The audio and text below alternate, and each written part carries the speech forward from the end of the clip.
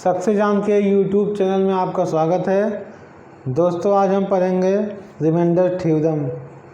लेकिन उससे पहले हमें रिमाइंडर का जो बेसिक कॉन्सेप्ट है, फंडामेंटल है, उसे हम जान लेते हैं, उसे हम सीख लेते हैं।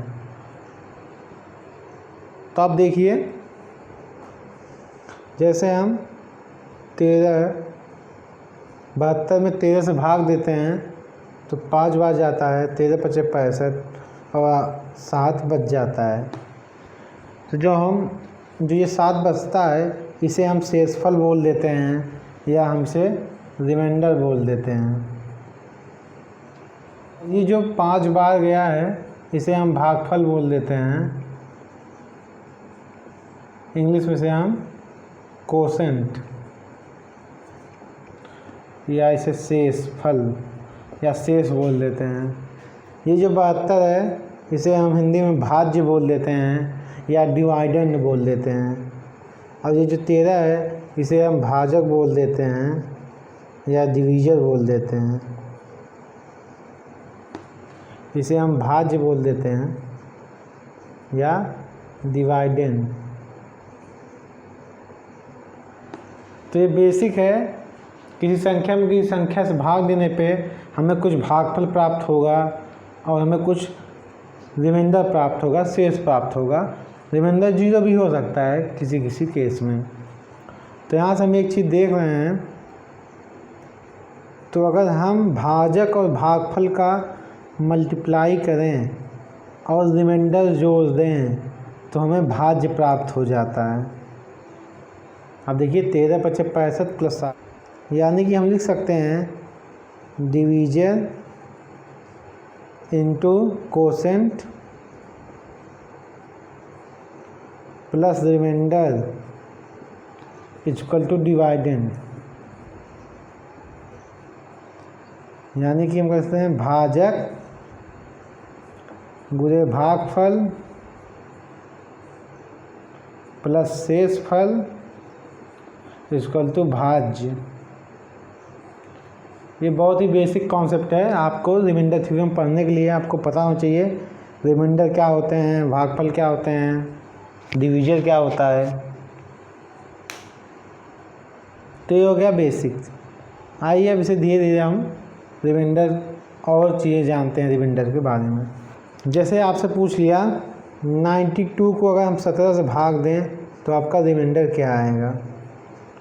तो आप जानते हैं 17 पचे 85 7, तो रिमाइंडर आएगा 7। ऐसे ही अगर मैं पूछूं 19 में 25 से भाग दें तो आप कहेंगे रिमाइंडर आएगा 19।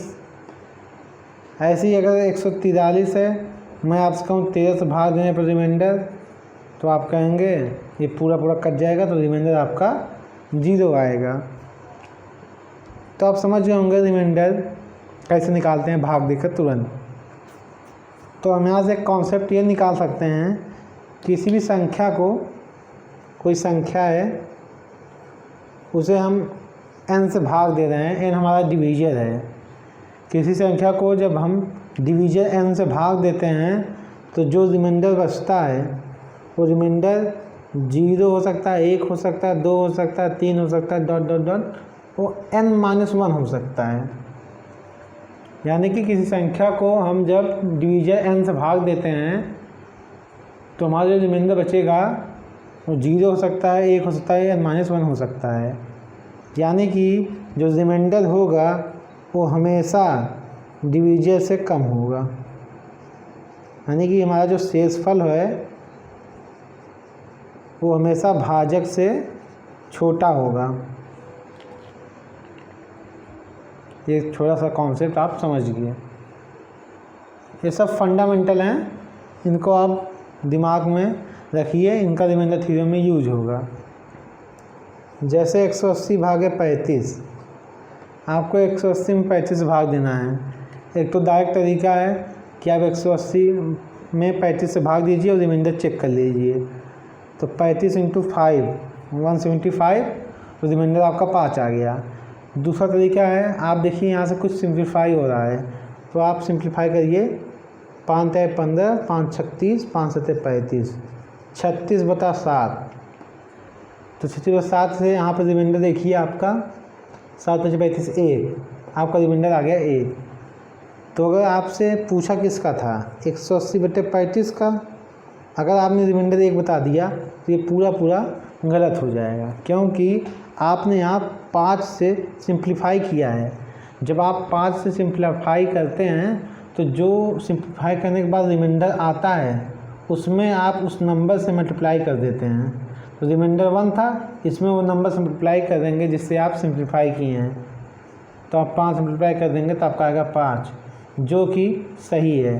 तो 180/35 का रिमाइंडर आपका 5 है। आप डायरेक्ट भी चेक कर सकते हैं, आप देखेंगे यहाँ से रिमाइंडर 5 ही आएगा अगर आप 35 से ही चेक करेंगे। यानी कि आप ध्यान दीजिएगा, कब जब कोई बड़ा नंबर होगा उसे हम सिंप्लीफाई करेंगे तो हम सिंप्लीफाई करने के बाद जो रिमाइंडर आएगा उसमें हम उस नंबर से मल्टीप्लाई ज़रूर करेंगे जिससे हम सिंप्लीफाई किए थे।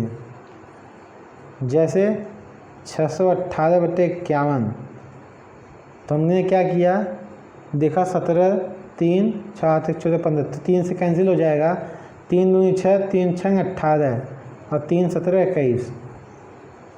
तो यहाँ से हम देखते हैं 206/17, यहाँ से जब हम चेक करेंगे तो 17 कम 17 36, 17 34, तो रिमाइंडर 2 आ गया। लेकिन मैंने आपको क्या बताया था, ये रिमाइंडर इसका आया ना कि इसका। तो हम उस नंबर से मल्टीप्लाई कर लेंगे जिस नंबर से हमने सिंप्लीफाई किया था। तो हमने 3 से सिंप्लीफाई किया था तो 2 में हम 3 का मल्टीप्लाई करेंगे, जो आएगा वही असली रिमाइंडर होगा। तो इसका रिमाइंडर होगा 6, ये आपका आंसर होगा। तो आप सिंप्लीफाई करें तो आप उस चीज़ का ध्यान रखें, आप उस चीज़ को भूलिएगा मत। जैसे 130/17 है, आपसे रिमाइंडर पूछा, आपने कहा 11, आपने रिमाइंडर बताया 11, आपने 17 से भाग दिया 130 में, आपका रिमाइंडर आ गया 11। अब रिमाइंडर की खासियत ये है कि हम 130 को किसी भी पार्ट में तोड़ सकते हैं। जैसे मैंने इसको तोड़ा 80/50, जब हम 80/50 में 130 को तोड़ते हैं तो यहाँ से एक छोटा सा कॉन्सेप्ट ये आता है कि हम 80 में 17 से भाग देंगे, जो रिमाइंडर आएगा 50 में 17 से भाग देंगे, जो रिमाइंडर आएगा उसको हम ऐड कर देंगे। तो अगर हम 80 में 17 से भाग देंगे तो हमारा रिमाइंडर आएगा, रिमाइंडर जो हमारा आएगा वो आएगा 12, 17 चौका 7, 270, 1080। और जब हम 50 में भाग देंगे तो 17 दूनी 24, तो हमारा रिमाइंडर आएगा 16। तो हम रिमाइंडर ऐड हो जाएगा तो रिमाइंडर आ जाएगा 16 12 28। तो आपका रिमाइंडर आ गया 28, जबकि हमारा डिवीजन कितना था, भाजक 17, और जो कि रिमाइंडर भाजक से ज़्यादा आ गया, जो कि पॉसिबल नहीं है। यानी कि हम क्या करेंगे, अब 28 में 17 से भाग देंगे वापस, फिर जब 28 में 17 से भाग देंगे तो हमारा रिमाइंडर आएगा 11। अब ये भाजक से छोटा है, यही हमारा आंसर है। दूसरा, हम इसको किसी भी पार्ट में ब्रेक कर लें, हमारा जो उत्तर है वो सेम आएगा। जैसे मैंने 130 को 150 - 20 में ब्रेक कर लिया होता, तो 150 में 17 से भाग देंगे तो रिमाइंडर आएगा कितना, 14, माइनस 20 में 17 से भाग देंगे तो रिमाइंडर कितना आएगा, 3। तो 14 में 3 गया 11, यही आपका आंसर है, क्योंकि ये 17 से छोटा है, तो यही हमारा आंसर है। हम किसी भी नंबर में ब्रेक कर सकते हैं। 90-40 कर लिया मैंने, जब 90-40 कर लेंगे तो 90 में 17 भाग देंगे तो 5 रिमाइंडर, और 40 में 17 भाग देंगे 17 34, 6 रिमाइंडर। तो यहाँ से आप देखिए फिर भी रिमाइंडर 11 आएगा। हम किसी भी पार्ट में ब्रेक किए प्लस माइनस, हमारा उत्तर सेम आ रहा है।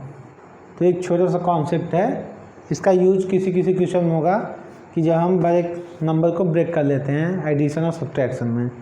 ये सब बेसिक चल रहे हैं, फंडामेंटल चल रहे हैं रिमाइंडर के, इन्हीं का यूज होगा। जैसे 24/7 का रिमाइंडर है 3। अगर हम 24 में किसी नंबर से मल्टीप्लाई कर दें, जैसे मैं 24 में मल्टीप्लाई कर दिया 8 का, यानी कि 24 इंटू 8 हो जाएगा 192, और 192 में सेम डिवीजर से भाग दूँ तो इसका रिमाइंडर जो होगा, जिस नंबर से आपने मल्टीप्लाई किया है उस नंबर से आपका रिमाइंडर में भी मल्टीप्लाई हो जाएगा, यानी कि आपका रिमाइंडर हो जाएगा 24। जबकि 24 7 से ज़्यादा है, डिवीजर से ज़्यादा रिमाइंडर है, ये पॉसिबल नहीं है, यानी कि 24 में हम 7 से भाग देंगे तो हमारा रिमाइंडर आ जाएगा 3। तो आपका उत्तर हो जाएगा 3। छोटे छोटे कॉन्सेप्ट हैं, बेसिक्स हैं, ये आपको जानना होगा। यानी कि अगर हम अंश में न्यूमरेटर में किसी नंबर से मल्टीप्लाई कर लेते हैं तो रिमाइंडर में भी उस नंबर से मल्टीप्लाई हो जाएगा अगर डिवीजन सेम है। चलिए एक छोटा सा कॉन्सेप्ट और देखते हैं। जैसे 9 है,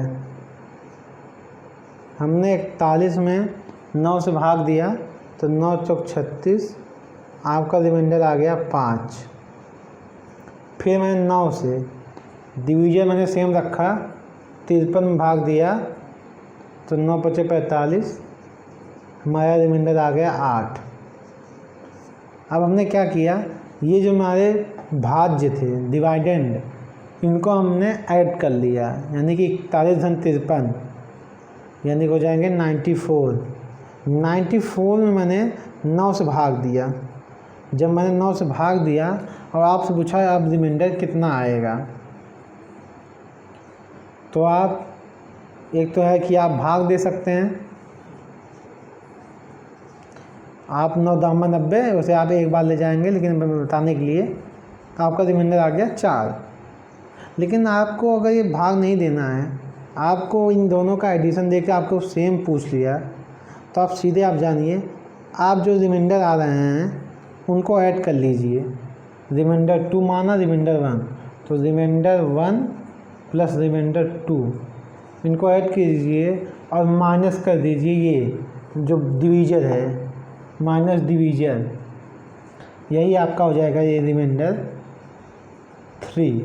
अगर मैं इसे रिमाइंडर 3 बोलूँ, यानी कि इसका कॉन्सेप्ट एक क्वेश्चन में यूज होता है। जैसे मान लीजिए कोई सवाल है कि ए में 9 से भाग दिया तो रिमाइंडर आया 7। एक क्वेश्चन और है बी में 9 से भाग दिया तो आपका रिमाइंडर आया 5।